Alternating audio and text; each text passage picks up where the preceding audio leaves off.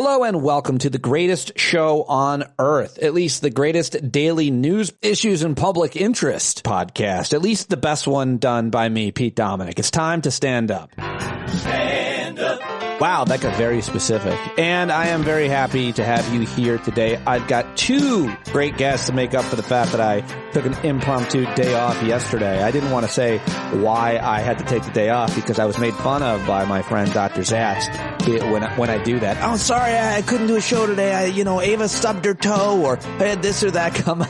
And it does really sound pathetic because you guys never give me a hard time when I take a day off like that, a random one, and it's too boring to even explain. But here I am, and I've got two great guests joining me. My second guest is Colby Hall of Mediaite. We talked about a bunch of stories in the media and news. And first, I have one of the smartest people on legal issues, the Supreme Court, and politics, frankly, if you ask me. It's Alex Aronson is back. I think you're going to love that conversation. It begins at 28 minutes, and my conversation with Colby Hall starts at 56 minutes. Why do I do that?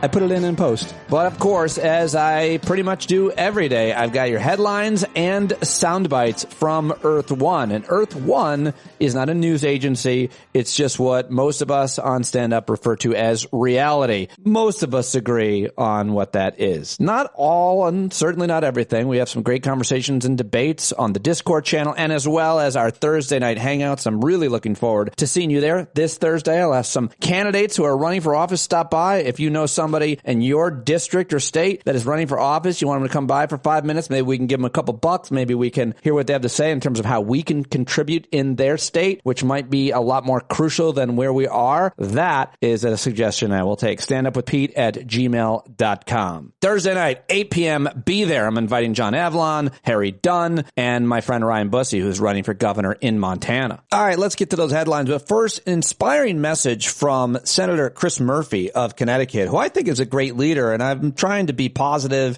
and hopeful on the show here because I think that's important, and it's because of what I really believe in and who I am. And I thought this was a perfect message. This is from, again, Senator Chris Murphy. He tweeted it out at Chris Murphy CT. He said, "What I'm thinking tonight," and this was 2 days ago on the 15th, Monday, the day after the attempted assassination of Donald Trump. He says, "And you know what? I'm going to play some cheesy, royalty-free, inspiring music under this, and some of you are going to hate it, and some of you are saps like me, and you're going to like it." So I love this from Chris Murphy. Sorry about the music, but I'm going for it because I think we need it. At least the message, that is. Okay, here it is.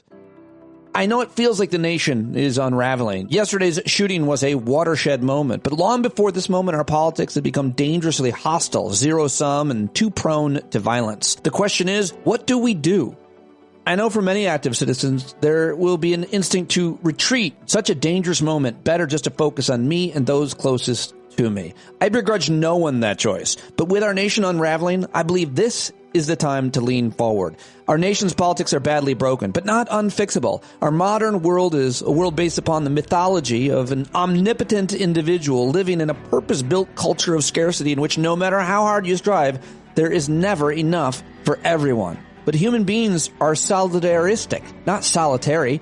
We exist to be a part of communities. We don't have to be isolated or alone as we are today. And there is enough to go around. We just reserve so much of it for elites. Everyone else is left to grind and claw just to get a piece. But in a culture of isolation where people feel alone and angry and powerless, in a culture of scarcity where everyone has to climb over others to succeed, people start to get desperate. They'll do anything to win. And that desperation seeps into our politics. When you're hurt and angry and desperate, you listen to political leaders who tell you to hate others. When there isn't enough to go around, each election feels super high stakes with your side or the other side vying to control the limited resources for the non-elite. The desperation turns quickly to violence. A violence made much more deadly by our nation's inability to keep weapons of mass slaughter out of the hands of assassins. But this all is a choice. To accept weak bonds between us, to accept scarcity, to accept easy violence. It is not too late to save our nation from this spiritual unspooling. We can choose to build stronger communities and institutions where people find connection and meeting, to reorder resources so we all have enough,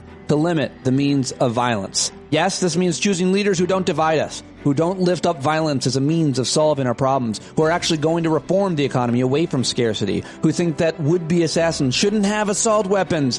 And if that means all of us have a role to play, yes. This moment feels scary because it is. But this violence is unraveling as a result of choices we have made, and we can make different choices. This isn't the time to retreat. It's the time to lean forward.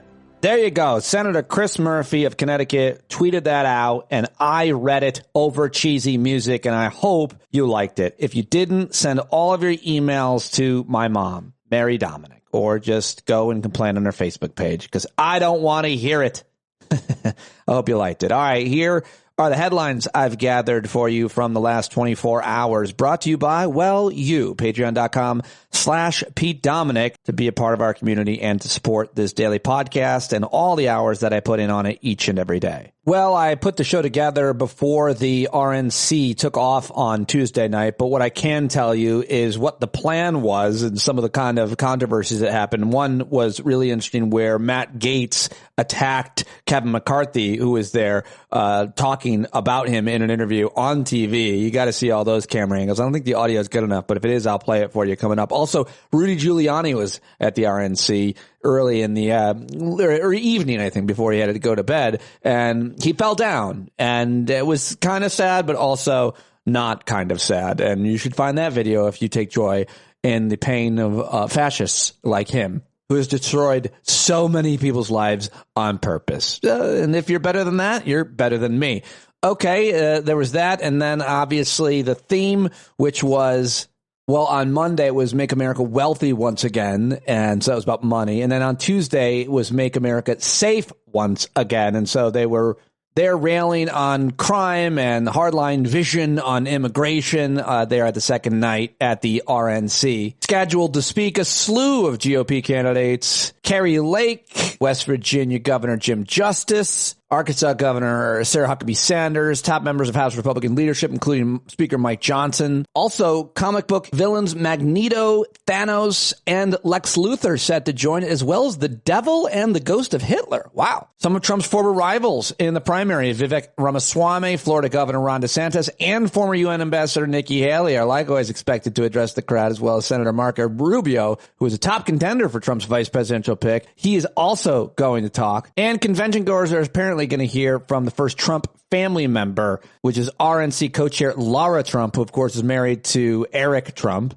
And that's about all I've got for you on the RNC Day 2. Other news: a leaked phone call revealed former President Donald Trump trying to coax the independent candidate Robert F. Kennedy Jr. into his camp. That was pretty fascinating. I talked with Colby Hall about that. Congressman Adam Schiff of California, a Democrat, warned of widespread losses for his party in November if President Biden is the party nominee. So he is still railing against Biden, as well as many others are. The latest in the investigation into the would-be assassin who took aim at the disgraced former president at his campaign rally in Pennsylvania on Saturday is that local police officers apparently notified the president's Secret Service detail that they were looking for a suspicious person in the area. The suspicious person, who was later, of course, identified as Thomas Crooks, 20-year-old kid, was first flagged to local police officers by rally goers on their way into the event. The attendees reported they saw the kid pacing and behaving strangely near the magnetometers, apparently, according to 4 officials telling NBC News. So that was one development that I thought was important that took place yesterday in the investigation. You can expect a robust congressional investigation. Members of Congress from both parties announced plans Monday to investigate how the shooter was able to get within striking distance of the disgraced former president while he was on stage, demanding answers from the authorities responsible for protecting the Republican nominee for president. Now let's go to Illinois, where 2 failures of the Nashville Reservoir Dam in Illinois amidst intense flooding Tuesday have led officials to urge residents in nearly 300 homes to evacuate, and the weather continues to just pound us. It was, I think, the hottest day we've had in the past couple of weeks, and every day has been pretty hot here in the Northeast. Now, here's big news from the border. Arrests for illegally crossing the border from Mexico plunged 29% in June, the lowest month of Joe Biden's presidency, according to figures released Monday that provide another window on the impact of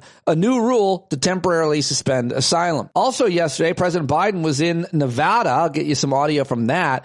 He was unveiling a new proposal to cap rental costs nationwide. Biden's plan, which would need to be approved by Congress, calls for stripping a tax benefit from landlords who increase their tenants' rent more than 5% per year. The measure would only apply to landlords who own more than 50 units, which represents roughly half of all rental properties, according to people. That should be, according to people informed on the issue, that should be a very interesting development. That's probably not going to pass through Congress, but that's would be a real move towards equity, it would seem. I'm sure they researched that measure quite a bit. Now, Elon Musk news, two stories. SpaceX CEO and ex-owner, the disgraced cartoon villain billionaire, said that he would move the headquarters of both of his companies from California to Texas. Why? Well, because Governor Newsom of California signed a new law on Tuesday that bars school districts in California from requiring parents to be notified of a child's identification change, which is exactly what we had to deal with the people screaming the fascists in my town about because of their parental rights. They think they own their kids, and it's in the rare circumstance that a kid is terrified that his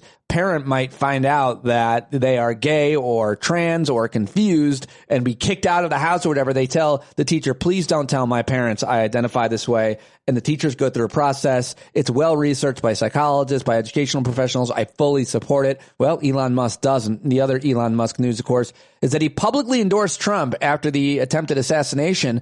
And now the Wall Street Journal is reporting that he's going to somehow give Trump's PAC $45 million a month. No big surprise if you know anything about Elon Musk or Donald Trump or any super rich assholes, which is what Steve Bannon wrote on Meta blog. He also said that the effects of the Supreme Court's poor judgment and terrible decisions are coming into focus. Federal prosecutors have begun moving to drop charges accusing January 6th defendants of obstructing Congress's confirmation of the 2020 presidential election results, offering new plea deals after the Supreme Court last month restricted the government's use of that count. According to court filings, some beneficiaries include members of the extremist Oath Keepers and Proud Boys who are not accused of other felony offenses, but whose leaders were convicted of conspiring to use force to oppose the peaceful transfer of presidential power from Donald Trump to Joe Biden. We'll follow that. In other news, the Dow roared 742 points to a new record high. And here now are two people I hope that you're having a better day than. After a very public downfall following 2021 expose in the New York Times, Carlos Watson, the former CEO of the troubled OZ Media, was found guilty on Tuesday of aggravated identity theft and conspiracy to commit securities and wires fraud. So tough day for that guy, Carlos Watson. And of course, a tough day for Senator Bob Menendez, who was convicted, found guilty in a trial by a jury of his peers. This crazy trial that featured corruption, tales of bribes paid in cash and gold bars and more. Senate Majority Leader Chuck Schumer immediately called on Senator Menendez to resign moments after a jury found him guilty of all the public corruption charges he faced. The trial of his wife, Nadine Menendez, is apparently delayed indefinitely for some reason.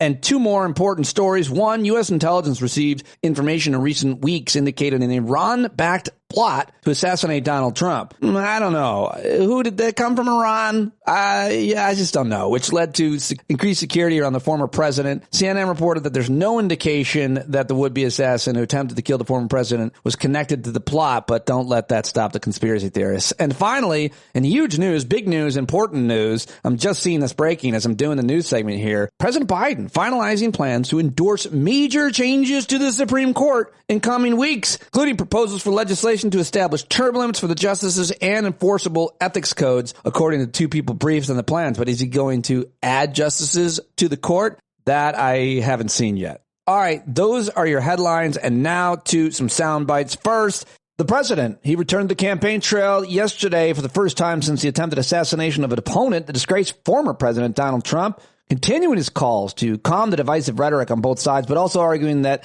doing so doesn't mean we should stop telling the truth about his Republican rival. He was addressing the NAACP convention in Las Vegas, so a very black crowd, and he talked about curbing political violence in the country, and he talked about reducing police brutality and banning weapons like the AR-style rifle used in the weekend attack on the former president. Oh, and he said this. No, I'm serious. Go figure. From a guy who spread the birthism lie against Barack Obama, saying he wasn't born in America and he wasn't a U.S. citizen. Of course, here's what he thinks of black jobs. I love his phrase, black jobs. It tells a lot about the man and about his character. Folks, I know what a black job is. It's the Vice President of the United States.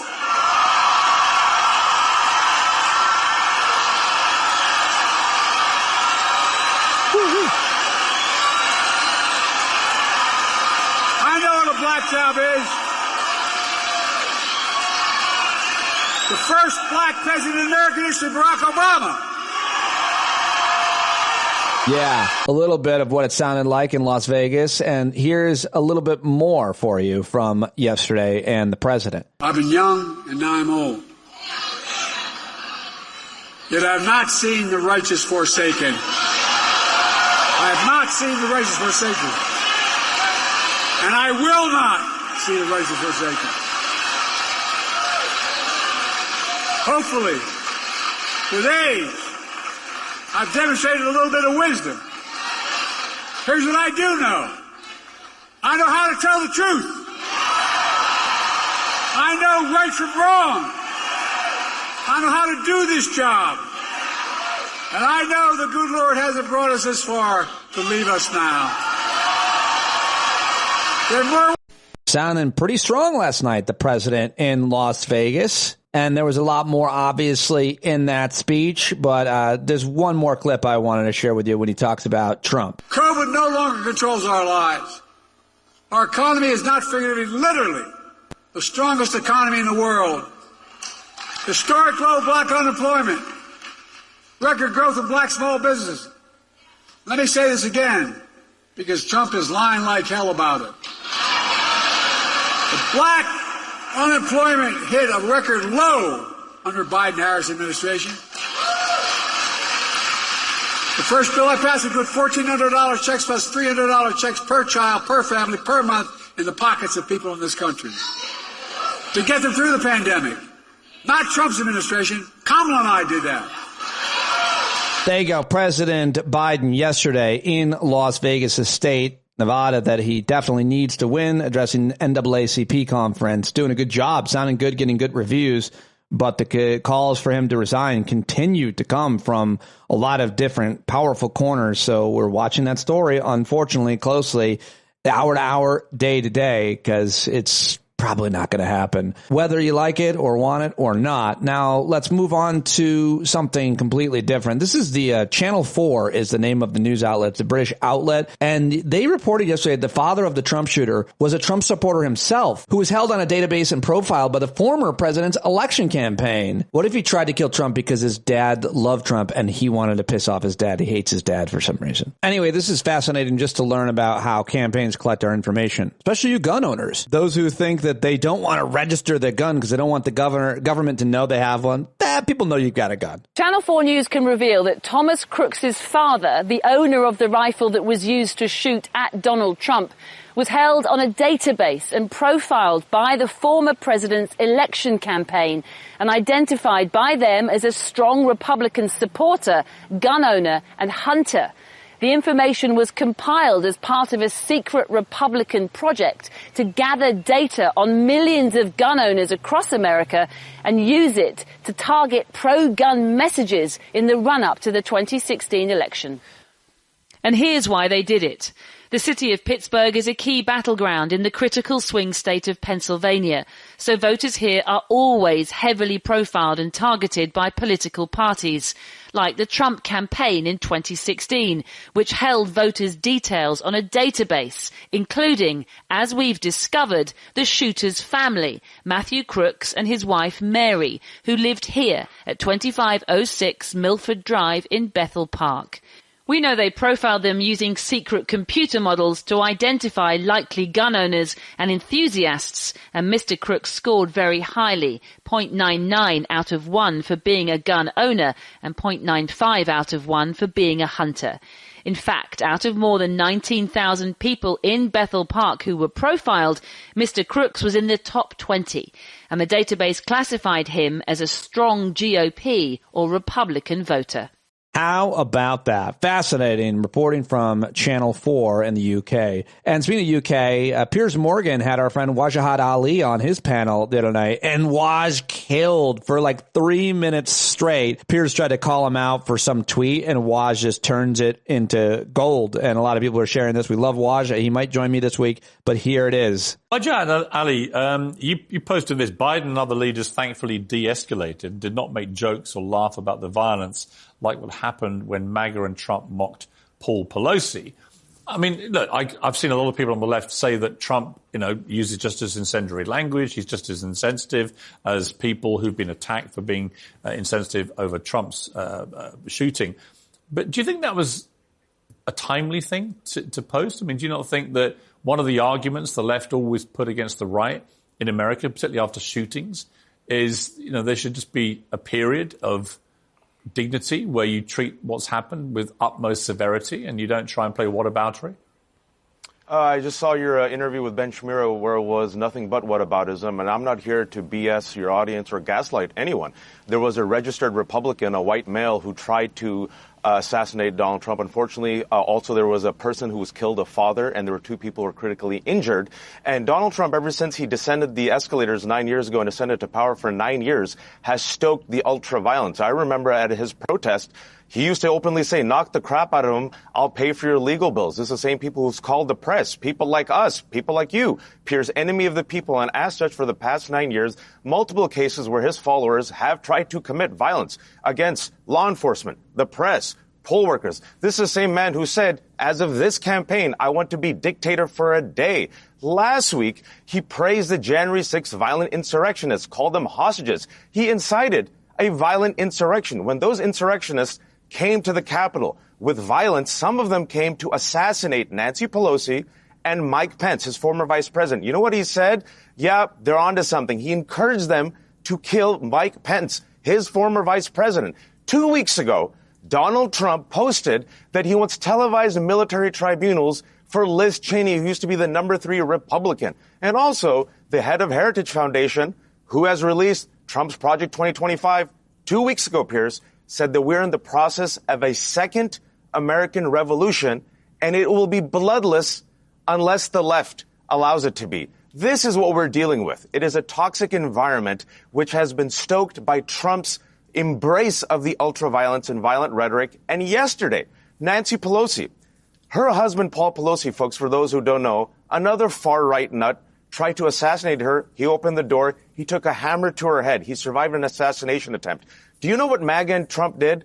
They mocked him, ridiculed him, promoted conspiracy theories, and then Trump joked about it with the public. Nancy Pelosi yesterday, regardless of what you think about their politics, Nancy Pelosi, Barack Obama, and President Biden wished Trump well. They wished peace. They de-escalated the situation. And all of a sudden, we have whataboutism from the right wing. And I want to say one last thing about the right wing. Mitt Romney was the 2012 Republican presidential candidate. Do you know what Mitt Romney said? Openly admitted, he has to pay $5,000 a month for security for his family.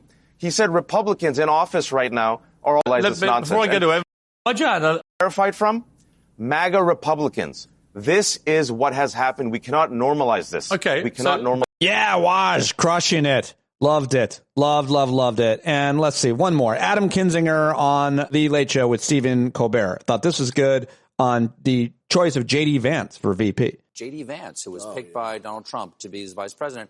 Well, what do you make of that choice? What are your thoughts on that choice? I mean, they are celebrating that choice both in Milwaukee tonight and in Moscow.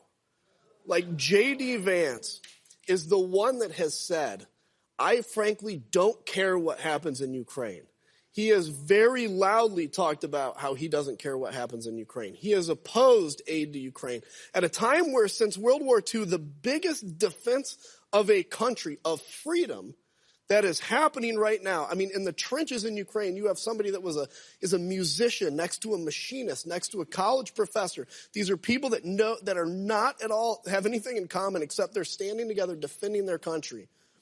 And all we have to do is help to finance that, right? We're not even fighting. And J.D. Vance has aggressively parroted actual Russian talking points. So this, to me, he is a guy that was an anti-Trumper, that all of a sudden is the biggest pro-Trumper. He has no moral soul, no center.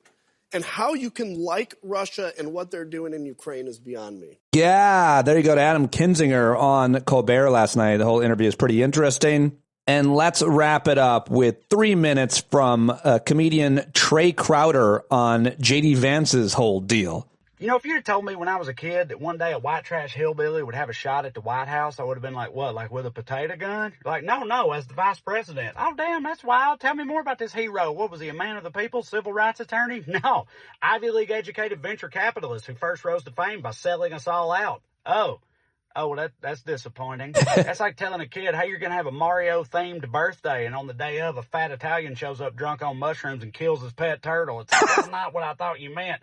I'm talking, of course, about J.D. Vance, who is now Trump's VP pick. You know, J.D. made headlines because he said Democrats were to blame for Trump's shooting because they compared Trump to Hitler. He also made headlines in 2016 for himself comparing Trump to Hitler. Yeah, I know it's hard to believe, but turns out Trump's VP pick is a Machiavellian sycophant with less integrity than a Boeing 737. That's right, but that's not the only way in which JD betrayed MAGA back in 2016. He also brought his wife to my comedy show and hung out at, I saw you loving all that woke shit, JD. You know you was into it. That's actually true, y'all. 2016, Trump rose. I went viral. JD's book came out. Me and JD started getting called on the cable news to explain Jim Bobs to bow ties, and we got to know each other a little bit. He came to my show, hung out afterwards, went to a bar. You want to know what we talked about? All we talked about the whole time was the existential threat we agreed Trump posed to the American people. That's right. So while I was not charmed by the man, in fact, it was like pounding beers with a spreadsheet, I did leave there thinking at least there's some sane Republicans left, right? After that, I finally got to his book. It's like, how did this book capture the zeitgeist of all the intelligentsia, right? Well, it turns out it's because that book's whole message is, hey, you know how y'all think that my people are inherently worthless pieces of shit with nothing to offer society? Well, you're right. We suck. We suck, but not me. I'm different. No, I once got paddled by a tycoon's son in Connecticut. Please accept me, right? They did. And that's when my opinion of him started to change, because me and JD have stuff in common. White trash, pillbilly mamas, higher education got out, but I don't hate my people. Right? Like, I'd sooner throw it all away than line my pockets with predatory payday loans or big pill profits, okay? I understand that my people struggle not due to some inborn cultural affliction, but due instead to the capricious malice of the same masters he serves, right? Because you look at him, you wonder, how did this guy, what does he do? What is he good at? Well, JD's great, actually. He's great at one thing. He's great at knowing when, where, and to what precise angle he should bend over. Nobody tongue polishes a boot heel like this. Wow. All right. The only reason any of us know who JD is because he is bought, paid for, and wholly owned by Peter Thiel. Peter Thiel, the billionaire whose current pet project is military AI. So, yeah, if you thought Dick Cheney and Halliburton was bad, you just wait till my boy Jim Dave unleashes his sugar daddy's armada of autonomous murder drones on Gaza. All right? JD Vance. Love y'all. So fucking good, that guy. He tags his dates, by the way, at the end of his videos, which is real smart. It started playing again. All right, folks, that's it. That's all I've got for you. That's the headlines. That's the soundbites. That's the inspiring message from a senator from Connecticut, Scott Murphy. And now it's time to get to my first brilliant guest. He is the co-founder or executive director of courtaccountability.org and former chief counsel to Senator Sheldon Whitehouse. He led Senate investigations, oversight, and legislative campaigns to confront anti-democratic judicial influence, ethical misconduct, and abuse of power. He's a political organizer. He was a civil rights lawyer and a judicial ethics expert, and his work on judicial accountability and right-wing judicial influence has helped elevate these issues to national prominence, laying the groundwork for today's headlines, exposing the Supreme Court's corruption and extreme judicial activism. This guy is so important, so underrated, and I'm kind of happy he's flying under the radar. But I want everybody to check out his website, courtaccountability.org, as well as admin2025.org. Follow him right now on Twitter. Let him know. Please let him know that you heard him on the show. Ladies and gentlemen, Alex Aronson's brilliance is back on Stand Up. Yeah, there he is. Alex Aronson is back, and you are the person I wanted to talk to yesterday because, first of all, the Aileen Cannon kicking the case out, at least first, that's the first thing I want to talk to you about. But then I saw your epic thread about JD Vance. Hey, man, this is why we're in this game, for threads that get that much attention. Alex, welcome back. Thanks, Pete. It's good to be here. It's good to see you. I know that you're, like a lot of legal scholars and commentators, you're a great political analyst as well. And you've done a ton of organizing. You've obviously worked in Washington and the Senate. So I got to get your take on this. And it's one of the best takes out there because you wrote this long thread about JD Vance. So I guess my question is, anything to worry about with him? Just a little. I've been seeing some commentary out there from some writers on the left, even that this guy's kind of more moderate than some of the other VP choices.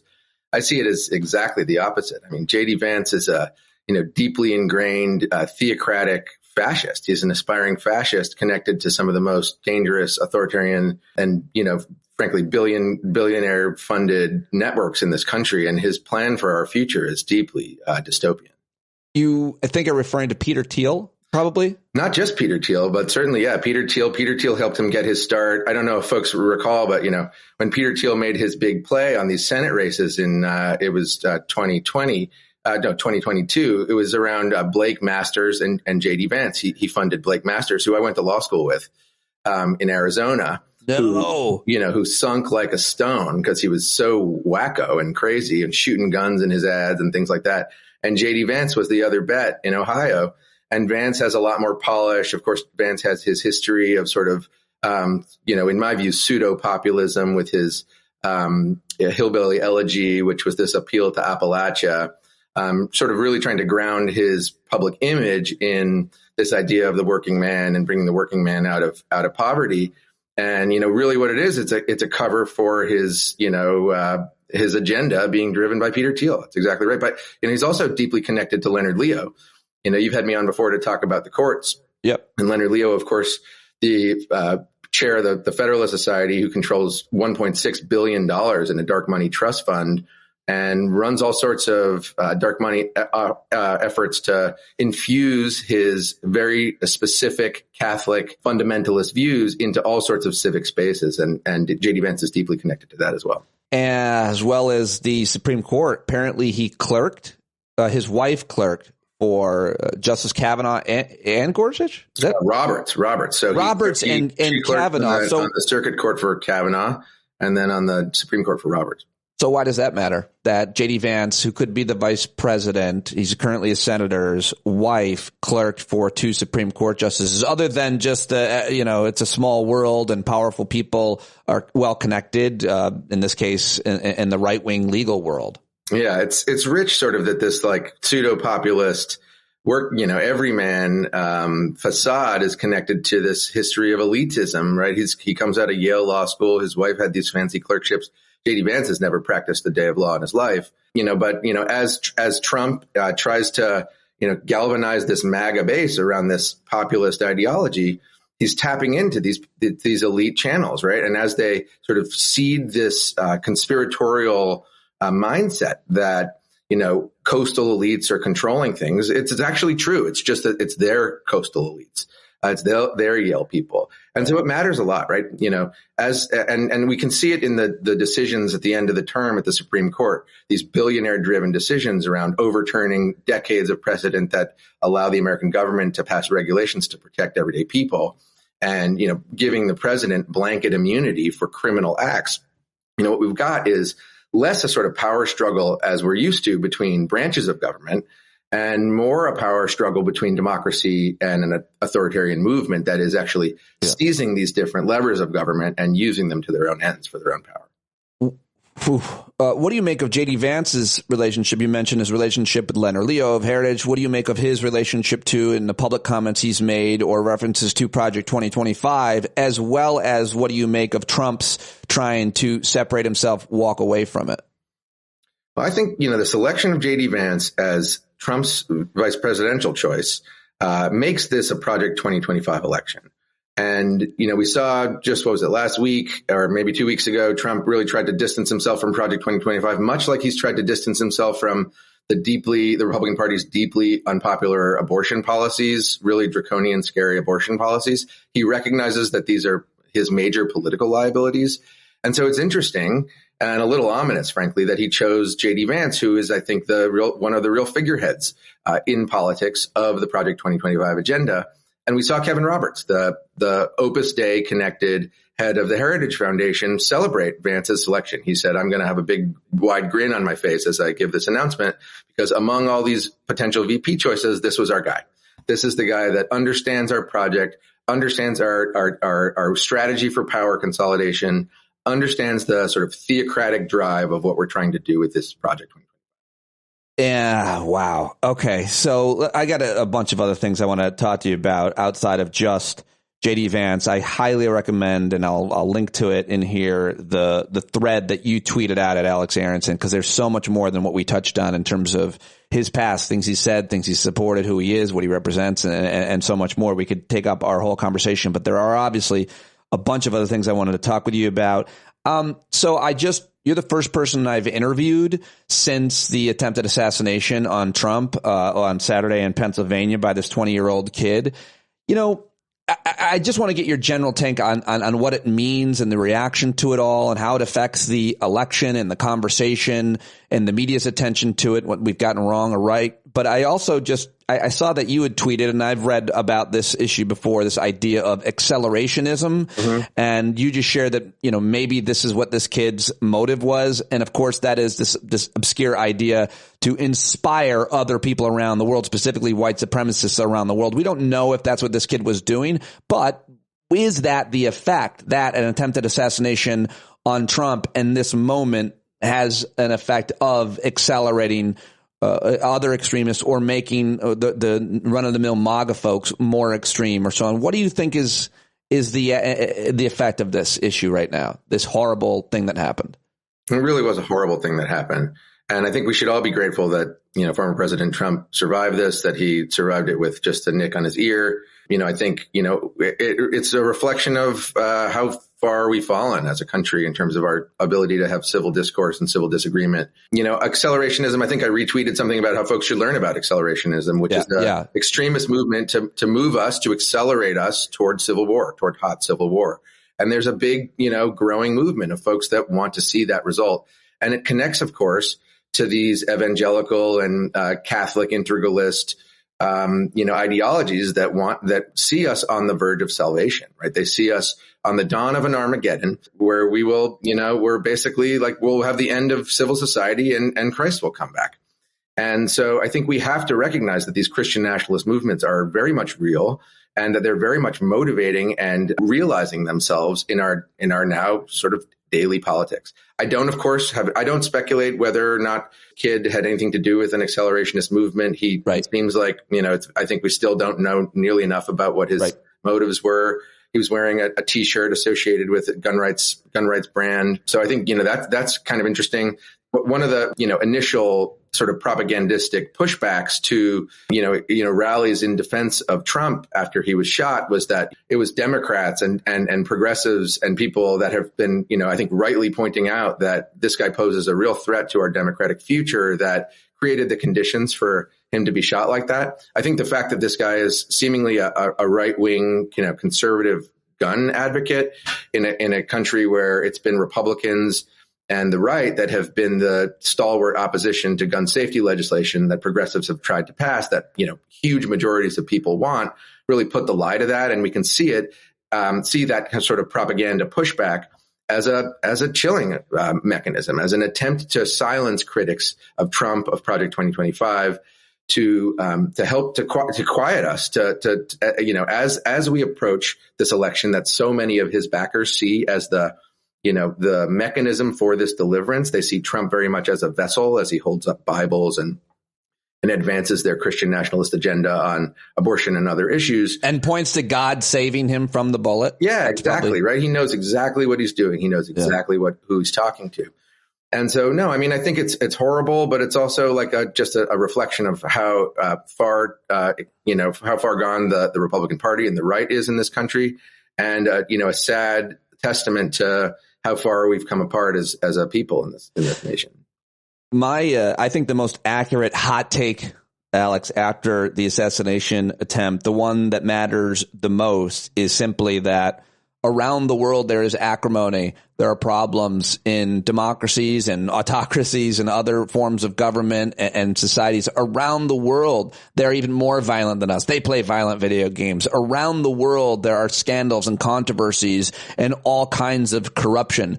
But the difference between America and the rest of those countries is we have 44 million AR-15s and over 300, maybe 400 million guns. And that was the hottest take to me. I know you tweeted something about that, but in terms of the Supreme Court, I mean, in terms of where we're going, the biggest issue I see is that kid got his hands on an AR-15. Yeah, his dad's AR-15, right? And you can just buy these weapons of war.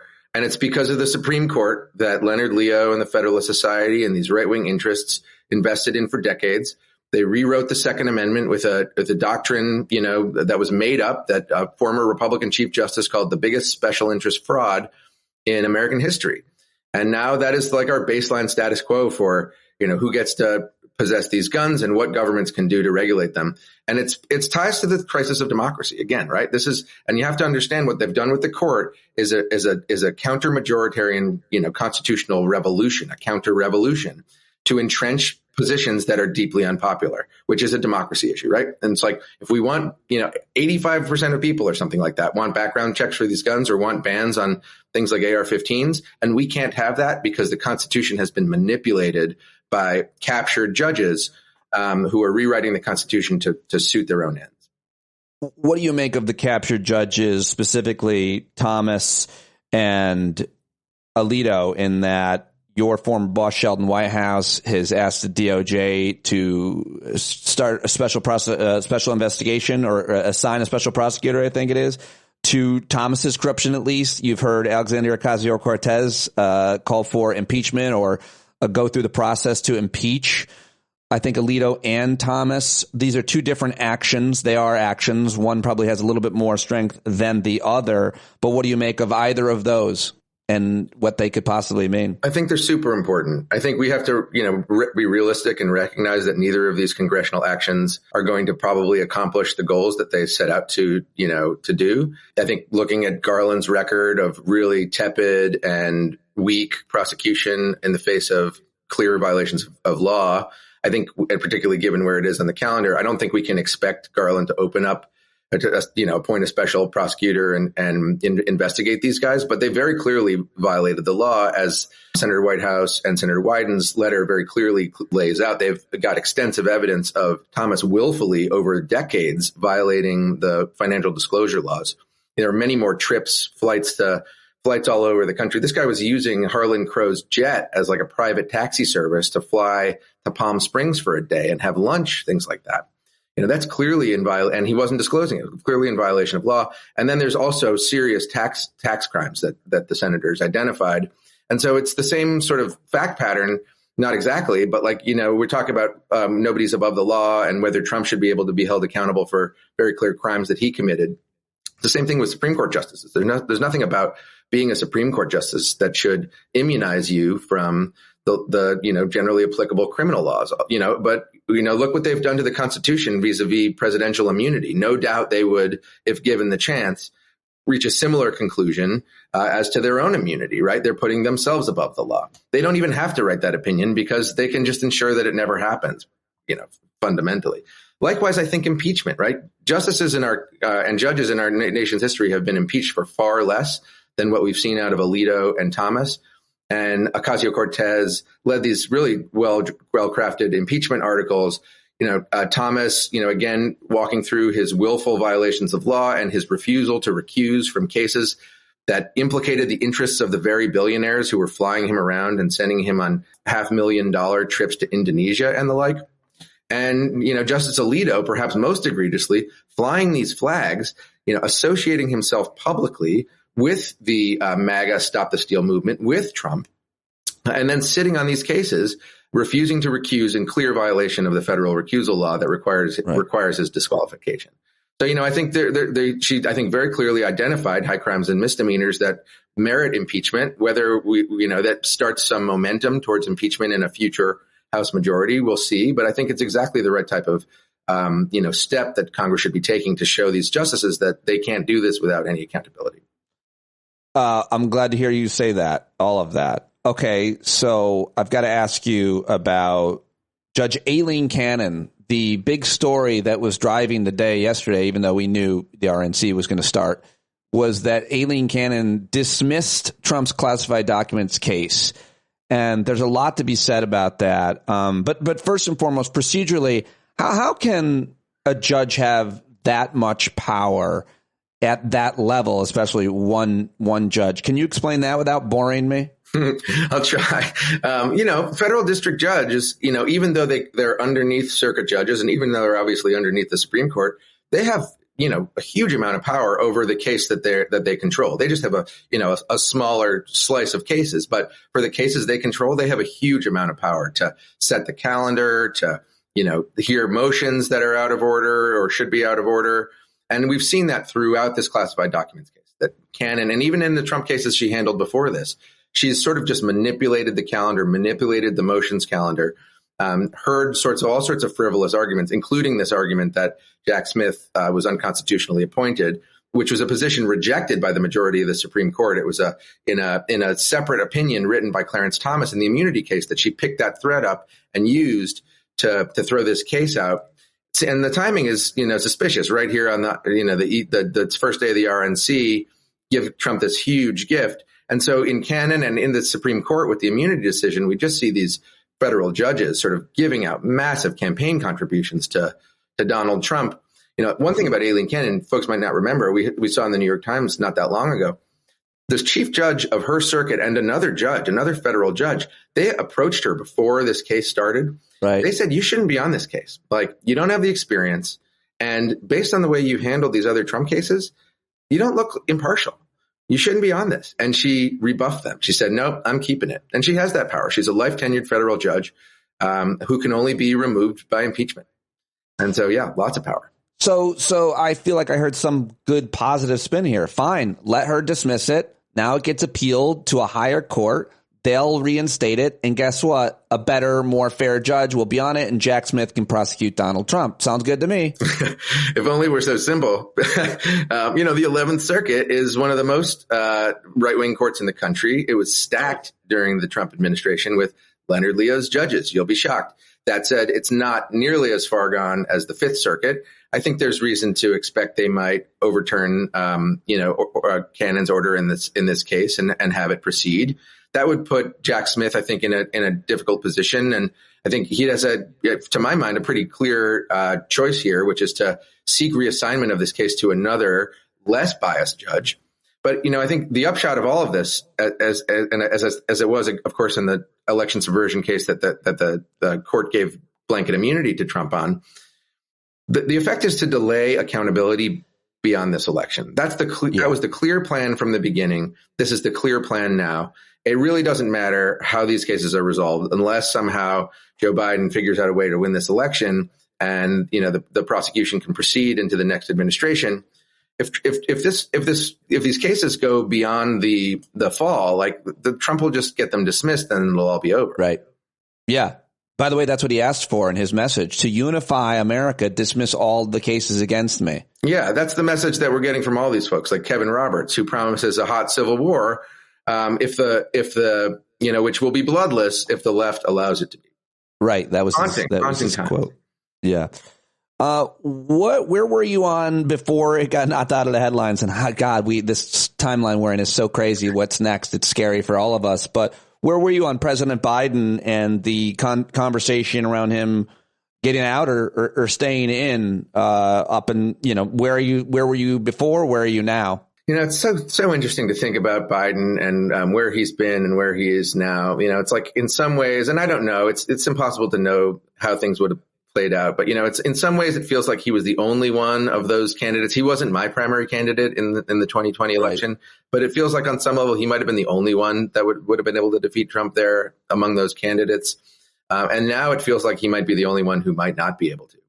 And, I think it's this concern over his age that has just permeated, obviously has become a media obsession, I think almost to an unhealthy degree. And I think the media approach is laden with sort of a lot of grievance that these media, elites sort of called this. They knew this was a problem and they weren't listened to enough. And then now as they're being proven right, they really won't let it go. But it's obviously a real concern, right? Like we saw him on that debate stage. I think we've seen him in some of these subsequent appearances. I don't think he's done much to inspire confidence in his capacity either as a candidate or as a governing leader. And I think the, impulse of the people in his inner circle and his camp to say that everything's fine is really misguided. I mean, people aren't stupid in this country. I don't think it serves us by trying to gaslight people that everything is hunky dory.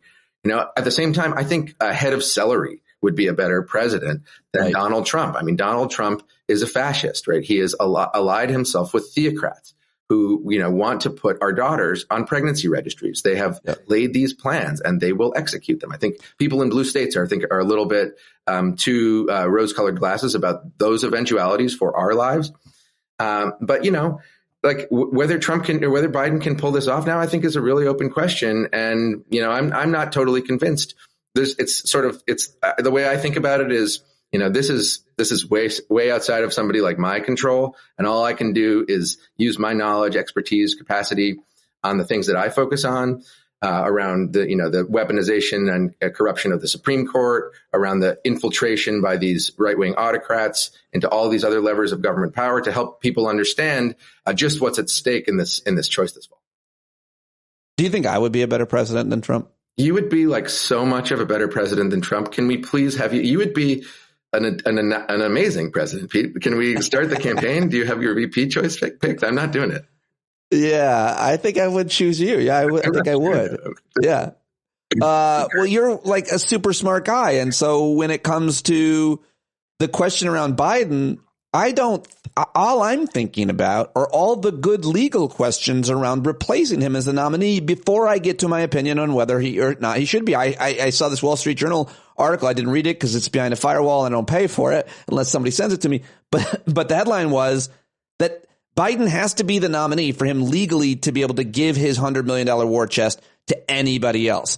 You hear about all these other different legal challenges that obviously better than anybody Republicans would come up with to prevent anybody but Biden being on the ballot in certain states. Could another name get on the ballot in certain states in time? All of those procedural questions are where I'm kind of focused. I know it's boring. I know it's in the weeds, but why are we talking about Biden stepping down or being replaced instead of all the different things that could make it hard for him to be replaced, much less give the money that he has raised to another candidate, which is so sorely needed, since I just saw that Elon Musk is planning to give him $45 million a month to a Trump super PAC or something like that. Very dangerous. I hope there's some decent altruistic billionaires out there that are just like, okay, let's throw down, because man, that's a lot of money. That's really bad. I haven't delved into the procedural arguments. I saw that Heritage was also promising to challenge any replacement on ballots in states. I raise my eyebrow a little bit about any reference to the Wall Street Journal making an argument like that, particularly if it's out of their opinion section. Sure. Their editorial board, of course, is as a close ally of, you guessed it, Leonard Leo and the Federalist Society. Numerous members, Vanity Fair reported this years ago, numerous members of that editorial board have taken $250,000 cash prizes from the Bradley Foundation, which is a multi-billion-dollar right-wing foundation. That's a big part of Leonard Leo's network. And so They use this as a hugely influential propaganda arm of their operation. And so, I'm sure that and creating the reaction that you just, produced is a big part of why they do this stuff. They have the brand and the prestige of the Wall Street Journal to drive these messages. And they're probably scared, I think, frankly. I think smart money on the right doesn't want to run against Joe Biden, even though Kamala Harris clearly has, isn't a perfect candidate. I think they know that she's, vibrant and smart, and that she would give Trump a run for his money because Trump and MAGA are so deeply unpopular. And again, these Wall Street Journal guys, Leonard Leo, even JD Vance, they don't like Trump. Vance compared Trump to Hitler at one point. They use this guy as a vessel for their agenda, which they've been working on for decades. Can you imagine comparing anyone to Hitler, and then shortly after being you know what? I was wrong when I compared that person to Hitler. How is that not how did they get past? It'll be really interesting. You were tweeting about it yesterday, but again, go read Alex's thread. But to see all the things he said about Trump just washed it all away. But you know what? He's come a long way. Look at the growth. Yeah, I was wrong. He was not Hitler. I think he's just like Goebbels. He's just Goebbels. He's fine. It's such a hard thing to see someone say and then be like, really, you couldn't have changed your mind that much. But as you said, Trump is the blunt instrument. He's the vehicle to get him where they want to be. And who wouldn't rather be the VP? Because the next stop. Well, I mean, it's a microcosm of the Republican Party's capture by this MAGA movement and this authoritarian threat. And I think too much of our media, too much of our commentary continues to look at what's happening in our country through the lens that we're used to, Republicans versus Democrats, liberals versus conservatives. That's not what this is about. And it's easy to make that mistake now because almost every Republican to a person, except for the ones that get excommunicated, like the Cheneys and the Kinzigers, have gone full MAGA, have gone full Trump. Yeah. And so they've got that partisan coding. There's still in Congress where I used to work, there's still among Democrats a desire to have bipartisanship. It's like, how can you have bipartisanship? How do you break bread with people that want to destroy you? And so, I believe in a cross-ideological approach. We need to be working with conservatives. We need to be working with, right-wing people who reject this threat to our country and our values. Yeah. But it can't be like just blind, naive bipartisanship. Right.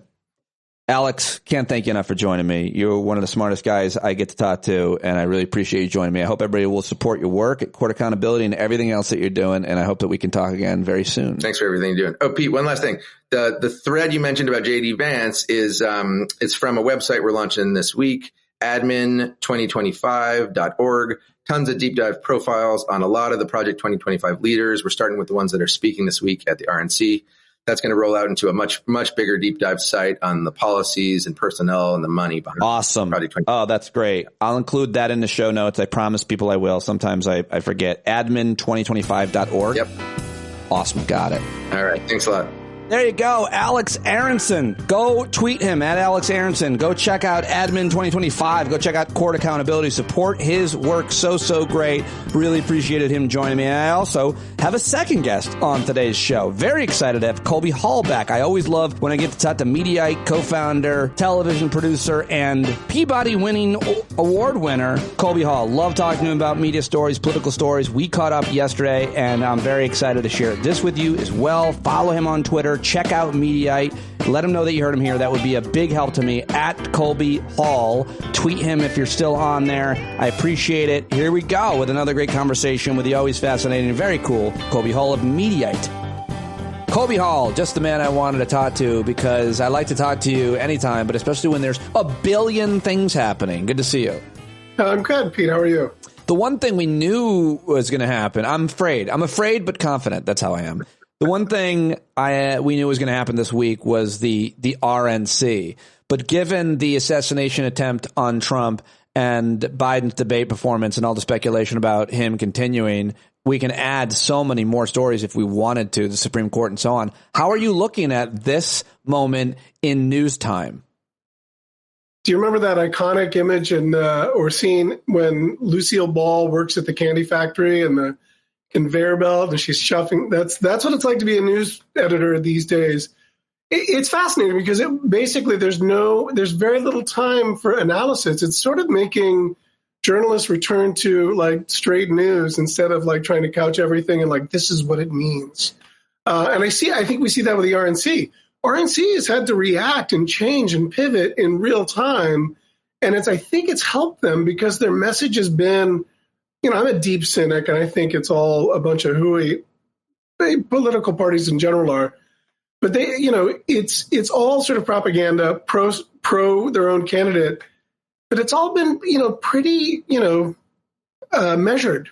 It's not. There's a lot less Biden's evil, and I think that's actually suited them pretty well following the assassination attempt on Saturday. So I think it's forced them into a safe mode that's suited them well. But you're just talking about day one of the convention.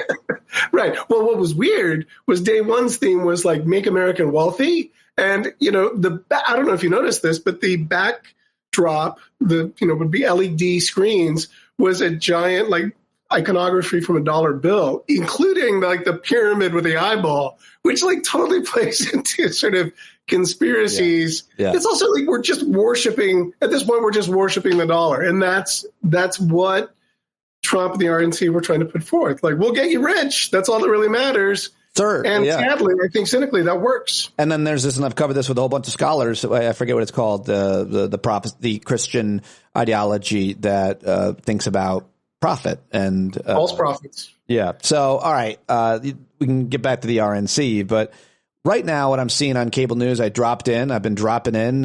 You cover certain hours, but Mediaite covers all of it basically.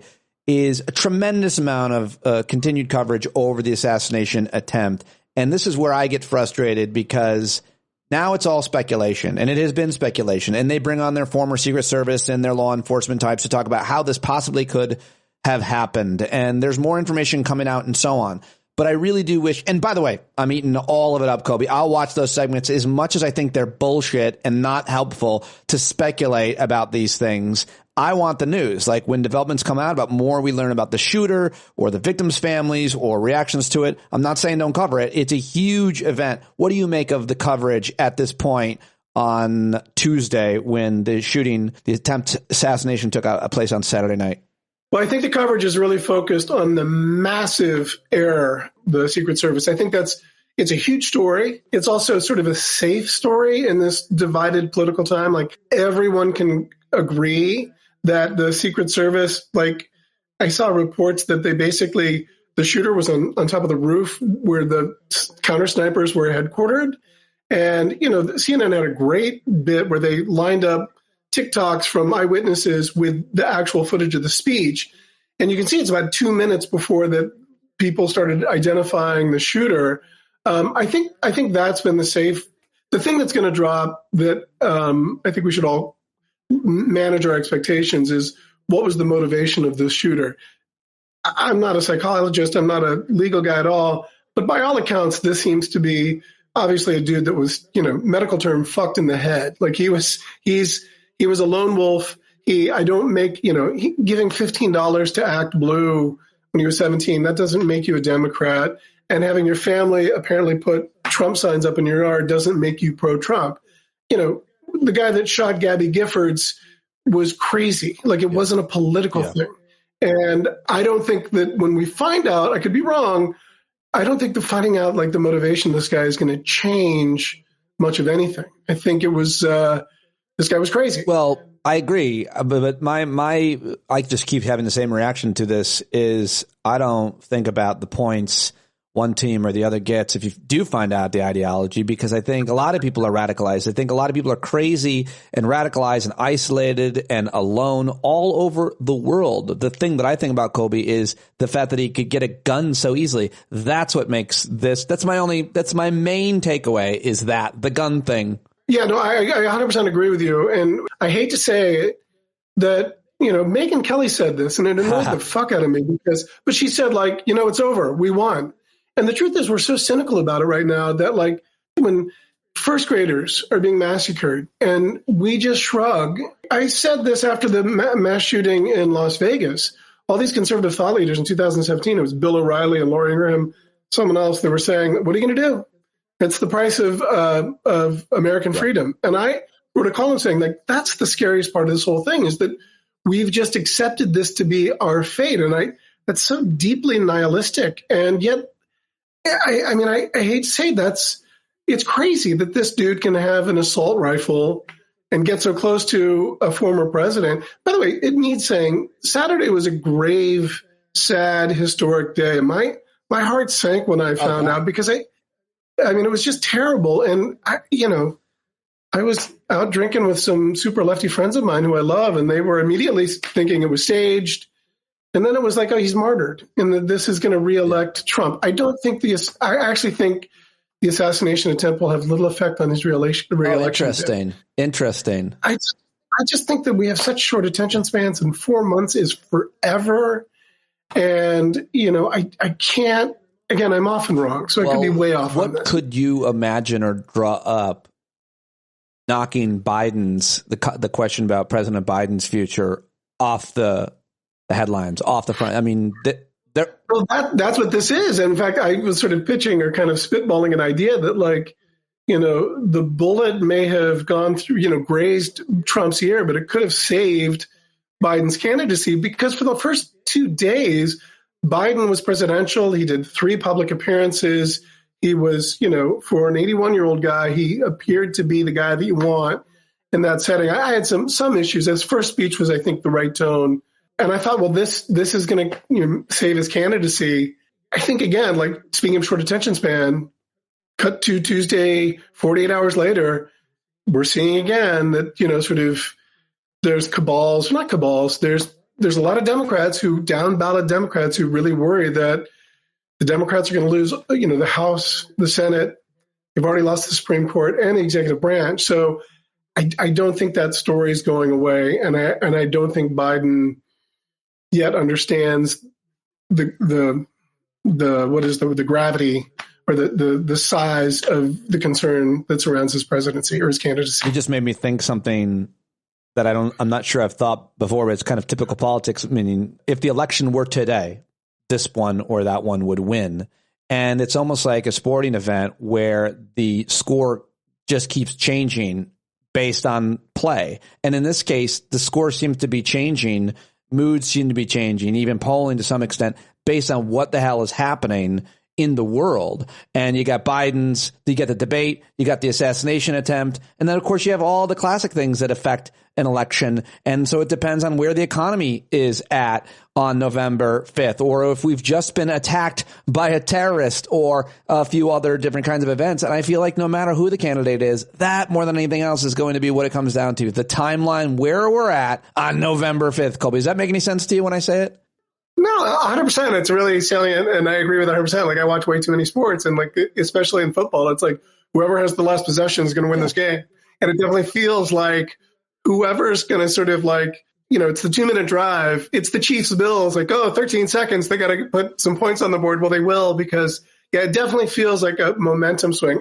I still think it's 50-50 that Biden stays in. And I think an underreported story out there is this sort of broad acceptance that the only real viable candidate to beat Trump is Kamala Harris. And she was sort of talk about comeback stories. If she's open to the nomination, I mean, of course, she's saying that she won't take it.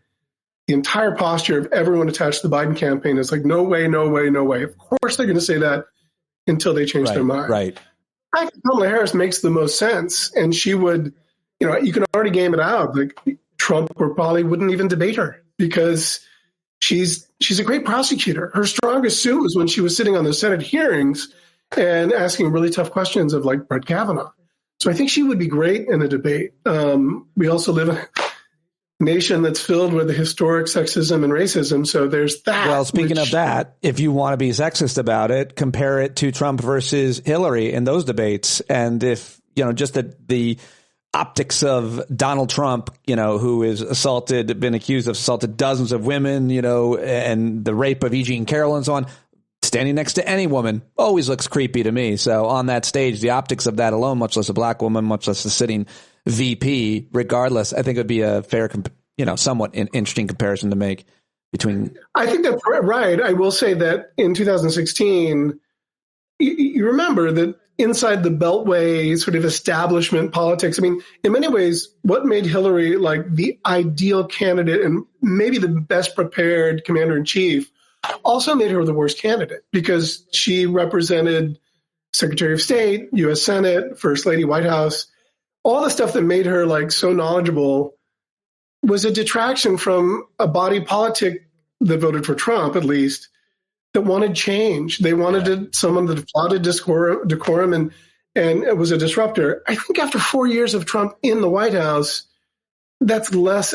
I still think people are underrating how many centrists and independents have such significant distaste to Trump. I still get worried about can a woman win in America? And sometimes I say that and people say a woman did get 3 million more votes than a man. It's just our stupid electoral college. And so the question should always be said, can a woman win a presidential election against Donald Trump? Any woman, pick your favorite, with this electoral college map, with the way that our elections work. And it's a little bit more nuanced of a question. Let me move on though.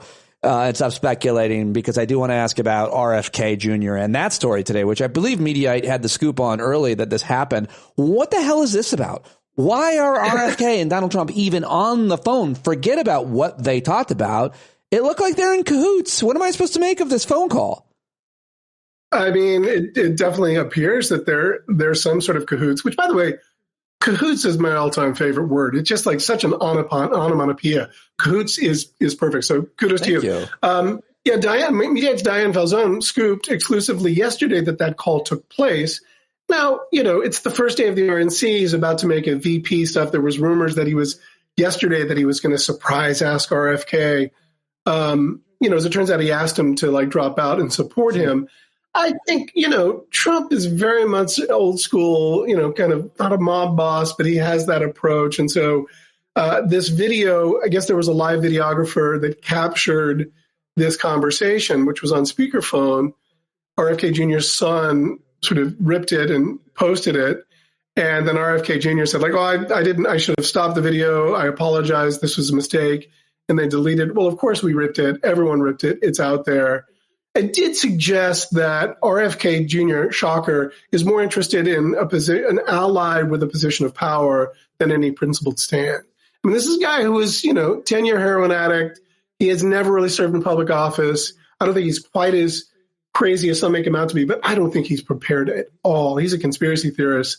And, he's got a following. He's got 10% of people that see him as like none of the above candidate. So, yeah, I think the Trump RFK flirting, this is what launches that, because whoever gets that, if RFK bounces and says, I think we should get behind Trump or Biden, that could decide who gets the White House. When I mentioned that the litany of news items, I didn't mention J.D. Vance. Obviously, a tremendous amount of attention, media being put on him yesterday and today, as it should be. No matter when this happens, you select the VP and everybody goes into overdrive, and they should. This is how we should work in the public interest. But man, does this guy have a lot that he has said and where he has been. And my joke is, can you think, Colby, of any person where you'd be like, you know what, that guy is a lot like Hitler. And then at some point, given any number of situations or circumstances changing, I was wrong about that person being like Hitler. No, you're never wrong when you compare someone to Hitler in a serious way. You're not wrong. You can't walk that back, Colby. Well, no, the New York Times, Maggie Haberman and John Swan had a great piece today that sort of talked about how he groveled back. And the truth is, I think first of all, I don't think it changes the electoral map at all. I think he's 39. Trump wants to be the silverback gorilla. And, I think what really appealed to Trump was that J.D. Vance is a supplicant. He's a suck up. He just went in hat in hand and said, whatever you want, boss, I'll polish your knob if you want me to. But this is the thing.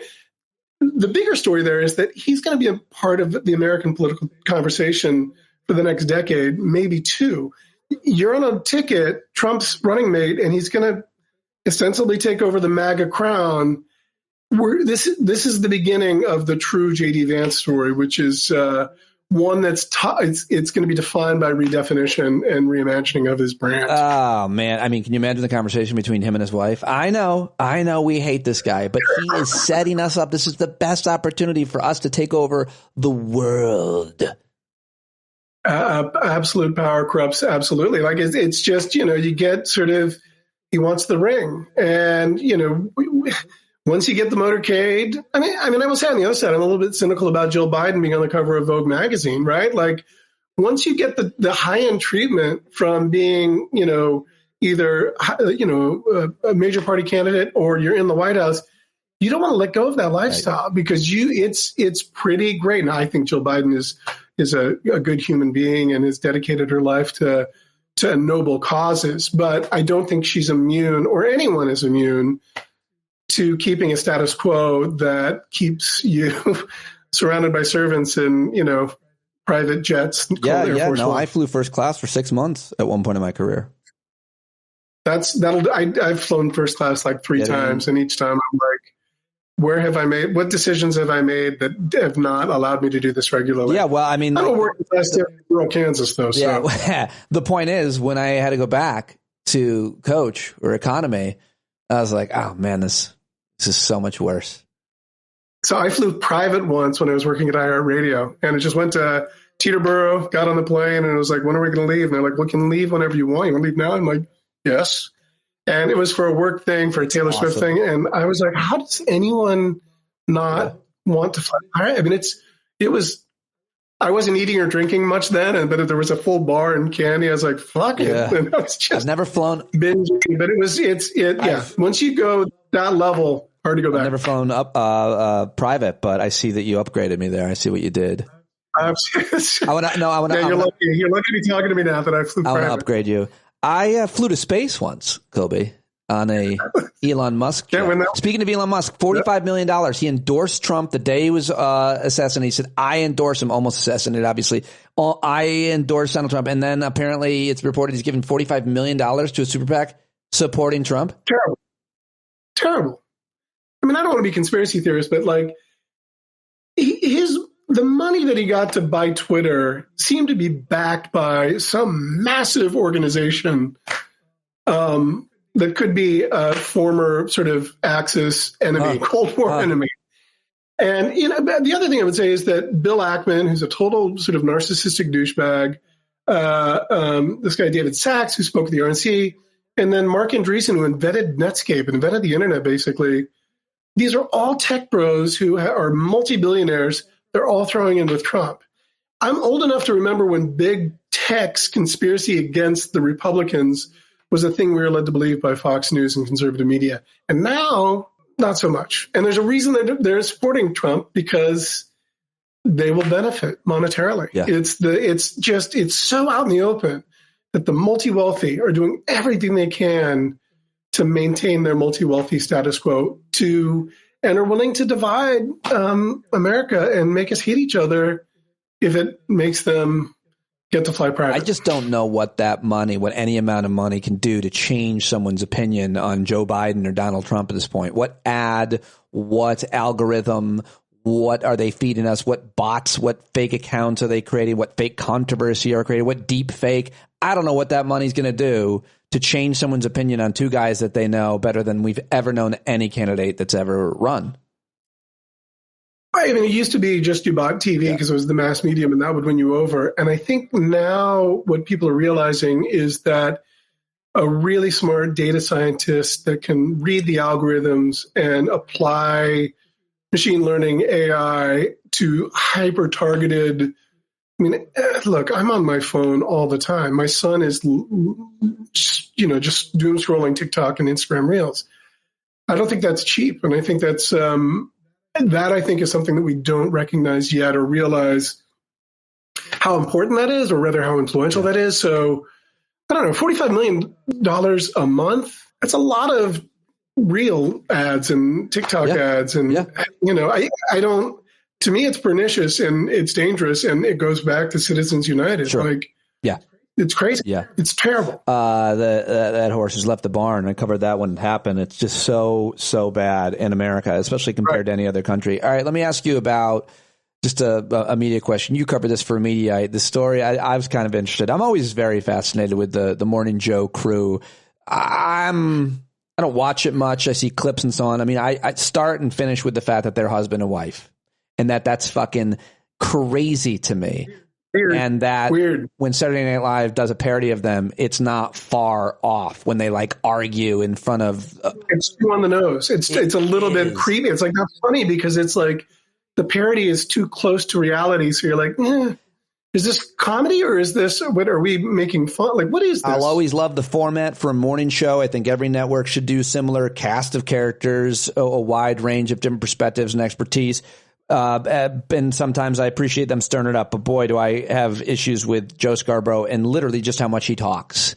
So I'll shut up and turn over to you. This morning, they weren't on the air. Yesterday morning, rather Monday, they weren't on the air. And Joe and Mika, they were mad today at their bosses. They went on TV and said how mad they were at their bosses.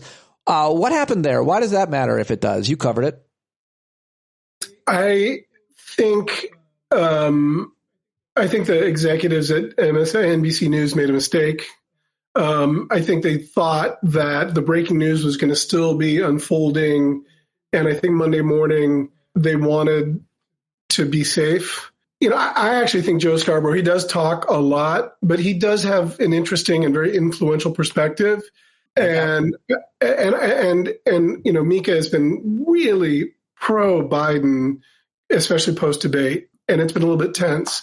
Yeah, but they were pissed that they got pulled. And I think one of the reasons was they were afraid that your Donnie Deutsches, your Al Sharptons, some of your sort of big personalities on opinion TV were going to say something over the top and inflammatory that would have, in this really sort of tough post-assassination attempt environment would have caused them a lot of harm. So they were really safe. But I have to say, if you can't trust the people you're putting on TV to show some discipline, that's a much larger problem. And taking them off air was just a symptom of that problem. But yeah, he went after executives today, and then he just lit into Lester Holt, NBC nightly news anchor, for his questions of Biden. It's like he really Scarborough.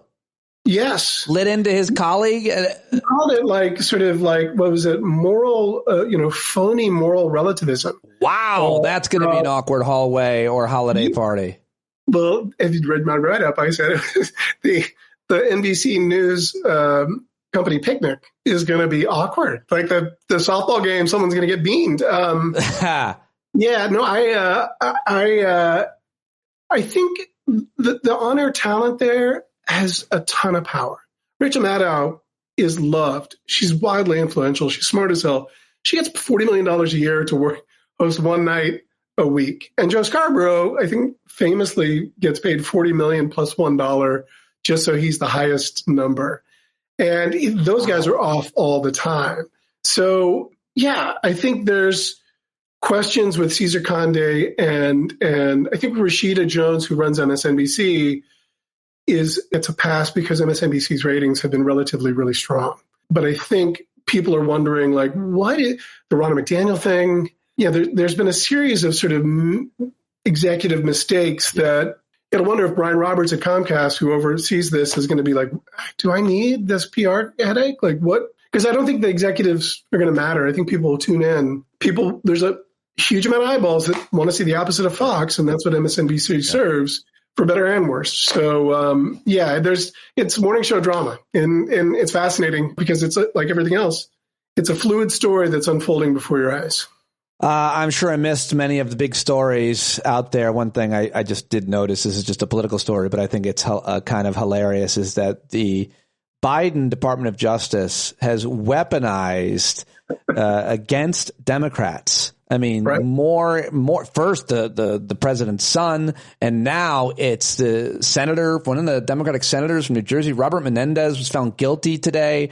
That was a Department of Justice investigation, of course. He's doing the Biden administration has weaponized the Department of Justice against Democrats. That's how incompetent he is. That's it. You haven't expected to hear that on the RNC. Biden can't even weaponize the DOJ, right? Right. I mean, it is stunning. By the way, I don't see how Menendez survives, and he's being called to step down. I don't know New Jersey politics that well, but who's the favored son in New Jersey that would get that open seat, do you think? Boy, I don't know. That's a great question. Jon Stewart. Yeah. He would never do it, of course, but he's the Jersey hero. He would never take it, but that is a great call. Let me just get your take on one more thing before I let you go, which is this. What's happening now, both in media and in politics, is there's a lot of talk about lowering the temperature and changing, the rhetoric from some of the things that we've heard people kind of say as a result of the assassination attempt on Donald Trump. But I am one who thinks that we can't change what we're talking about when we're talking about a threat to democracy. I don't think the rhetoric has been too extreme on the left with regards to the threat that Donald Trump poses. I'm sure we could pick and choose somebody who said something that was beyond the pale, including, President Biden saying put the target or the bullseye on. He shouldn't have said that. But for God's sake, Colby, how many of these actual Congress people wear pins with an AR-15 and in ads are firing guns? How much more extreme could it possibly get? And it's day after day after day. So do you have a different take? I mean, I have a sort of lame take that you won't love, but I think irresponsible rhetoric is in the eye of the beholder.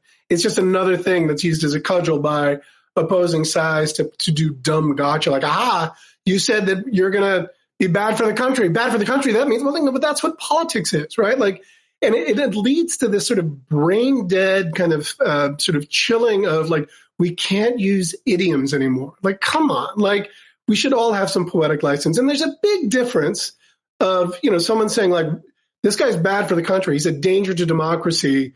And saying, I don't know, something that, beat the hell out of that guy. And, I think there's matters of degree. And, I think there's a double standard that when Biden says something like putting a focus and putting a bullseye on Trump, poor choice of words, sure.